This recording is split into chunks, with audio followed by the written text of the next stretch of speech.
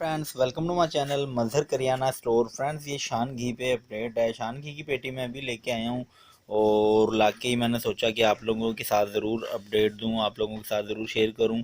तो फ्रेंड्स ये 6,800 रुपये की पेटी हमें मिली है। 6,800 को अगर हम तकसीम करें 12 से तो 566 कुछ पैसे का घी हमें ये पड़ेगा और 575 रुपये किलो हम इसको सेल करेंगे और आधा किलो पाइया कोई लेगा तो फिर 580 रुपये सेल करेंगे, यानी कि 290 रुपये का हम करेंगे आधा किलो सेल और पाइया वाला हम करेंगे 145 रुपये का सेल और किलो वाला हम करेंगे 575 रुपये का सेल।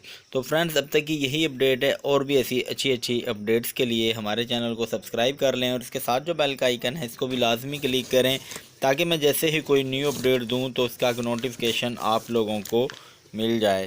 Thanks for watching. अल्लाह हाफिज़।